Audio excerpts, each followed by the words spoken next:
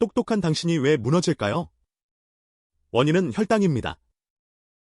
That you eat, how you're eating, what you're eating has a much bigger impact on your brain than you might think. And that in turn has a huge impact on how you feel on a daily basis and on who you are as a human being. So for my part, mental health was my primary issue, and it took me years to figure out how to start improving it until I discovered the world of glucose. And I realized that when I was having a lot of glucose spikes on a daily basis, 뇌세포가 느려지면 집중력은 사라집니다.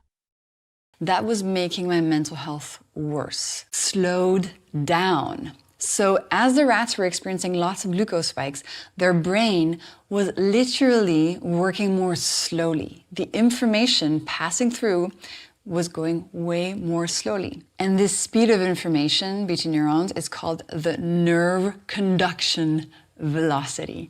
And if you have low nerve conduction velocity, you will feel it also as a human being. Your memory will not be as good. You won't be able to perform as well. You might feel a little bit fuzzy in there, which sounds a lot like brain fog. 아침의 달콤함이 뇌를 갉아먹습니다. But that's very short-lived, and that pleasure then gets replaced by these negative impacts on your neurons and on your brain, leading to potential brain fog. So that's the first link between glucose and the brain. Glucose spikes increase the risk of brain fog. So if you want to feel sharp, if you want to feel alert, awake, if you want your brain to function at its best, it's very important to keep your glucose levels steady. So when the participants 혈당이 성격까지 조종하고 있습니다. had variable glucose levels and lots of low moments in their glucose levels. And by the way, the low moments usually happen after a spike and then a crash.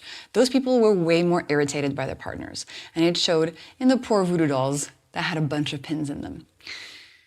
And our lifestyle, 염증은 뇌의 통증으로 이어집니다.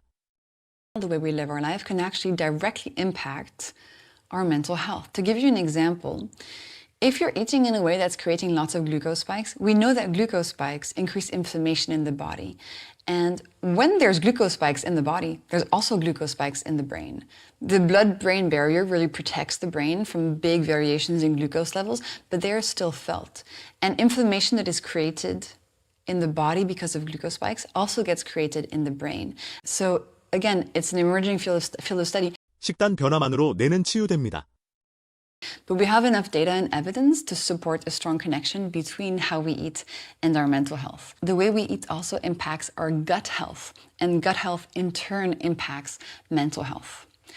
Especially when we're thinking about these very easy hacks that I'm going to share with you, there's no reason not to try them. So if you're somebody who struggles with mental health, have a test. See if you feel better. 알츠하이머는 예방할 수 있는 병입니다. Oh yeah, it appears that high glucose levels at midlife is a risk factor for developing Alzheimer's disease later on. But there is hope. First of all, from this data, we can sort of get a sense that Alzheimer's disease is not 100% genetic and that we can do something about it. So keeping our glucose levels steady as early as we can is going to be helpful to our brain in the future. And second, there are some studies even showing that some cognitive decline may be reversible if you significantly change your diet. 간단한 습관으로 뇌를 보호하세요. So after your meals, whenever you can, whenever it's easy, use your muscles for 10 minutes. You can go for a walk, you can clean your apartment, you can do some calf raises like this at your desk. So just by putting your feet on the ground and raising your heels for 10 minutes. You can dance, you can go to the gym and lift weights, you can do whatever you want.